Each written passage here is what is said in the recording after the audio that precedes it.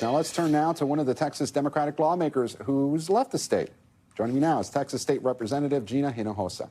State Representative, Hello. Thank you so much for joining us here on Meet the Press. Now, you're in Illinois with other Democratic representatives. Now, in 2021, you and your fellow Democrats also left the state for 6 weeks before returning. Is this time going to be different, and how long are you planning on staying out of the state? We take it day by day. We fight to win today. When we broke quorum in 2021, we knew we could win for the day, and we knew we could win for a special session.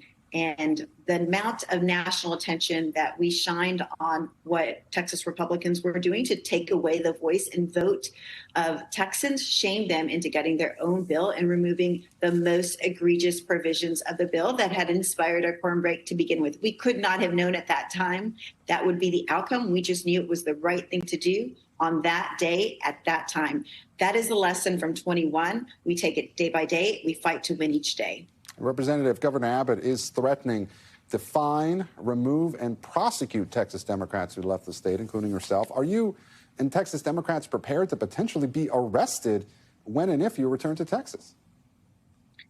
The same thing happened in 2021. It is a civil arrest warrant, and that's why we had to come to another state to avoid being taken back to the floor of the House to be forced to pass their power grab, their Trump maps. So that's why we're here, in order to keep from having to be hauled into the Texas House. What is the end game here? Is this just about trying to make things more painful for Governor Abbott and Republicans? You talked about, drawing national attention to this. You have it. What is your end game now? The end game is to kill the maps. So we take it day by day. We fight to win, and that is what the end game is. Right. Well, I want to play something for you that Governor Abbott said last night. Let's listen. The point here is that Democrats have done something that's very un-Texan. They've turned their backs on their fellow Texans. When it came to a fight, they turned and ran away, not just from this redistricting fight. They ran away from dealing with the flooding issues that are still echoing across the Kerrville area. Families desperately need results from the state legislature in this 30-day special session that are not going to be delivered because Democrats are hanging out in Chicago and New York and other places. Representative Hinojosa, what's your reaction to that? He's saying that you're holding up flood relief by leaving the state. What do you make of that? The truth is, this governor is shamefully withholding flood relief in exchange for his maps. He is holding flood relief hostage. So he has the power to move money for these victims, for these communities that have been devastated by the July 4th flood. He did it in 2021 when he moved $250 million to build parts of a border wall. It was not appropriate then, but this would be appropriate for him to use his emergency powers to move money because there was a natural disaster. Let's also remember that his appointed river authority refused to spend their reserves of $3.4 million for a flood warning system that could have saved lives. It was only $1 million to purchase that system. They did not. The problem here is not the laws. The problem here is who is elected and who is in power, and that's Governor Abbott.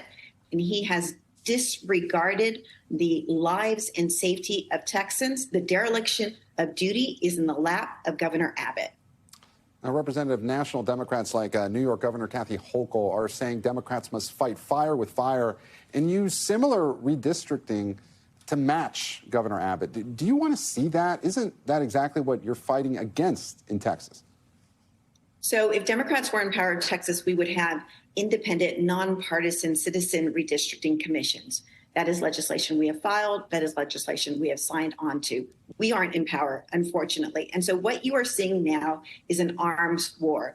We have other governors of Democratic states seeing a real and present threat from their constituents through Texas, through this power grab, and they're just trying to figure out how to defend their own constituents from the harm and pain that this president, who is unchecked for another 2 years under the midterms, will cause them. That's what you're seeing. It's an arms race, and it wouldn't be happening if Democrats were in charge in Texas. I take your point about an arms race. I want to put up some of your op-ed right here. It says, we must fight for Texas and a country where every voter in every neighborhood has an equal voice. After all, a hallmark of a thriving American democracy is that voters choose their elected leaders, not the other way around. So, Representative, if California and New York both redistrict to help Democrats, wouldn't they be denying Republicans in those states an equal voice? And how is that different than what Greg Abbott is pushing in Texas?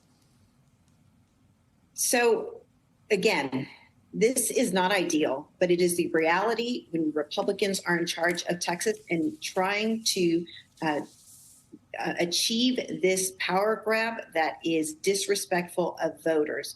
So what is happening in other states is they're just trying to figure out how to protect their own. In Texas, they are trying to achieve 5 more Republican members, but on the backs of Black and brown communities. In Austin, where I represent, they have eliminated a Latino district in the Trump map. In Houston, the same thing is true in the area that has the most Latinos living in it in any other part of Texas. It will no longer have a Latino opportunity district out of Houston. So that is illegal. It is unlawful. It is exactly what Governor Abbott was charged to do with the Department of Justice letter by Pam Bondi saying we need to eliminate districts because they are majority Black and brown. That's what they are trying to do, and it is unlawful, it is unconscionable, and it is shameful. And finally, Representative, Illinois Governor J.B. Pritzker said that Texas Republicans are trying to cheat with these maps. And California Governor Gavin Newsom says that the 2026 election is rigged because of these maps. Do you agree with them?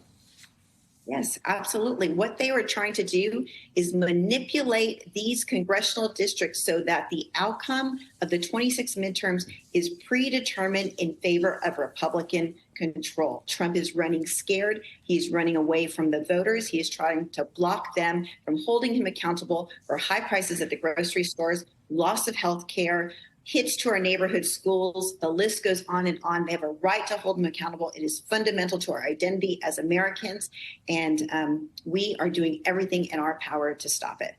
Texas State Representative Gina Hinojosa, we thank you so much for your time. It's my pleasure. Thank you. We thank you for watching, and remember, stay updated on breaking news and top stories on the NBC News app or watch live on our YouTube channel.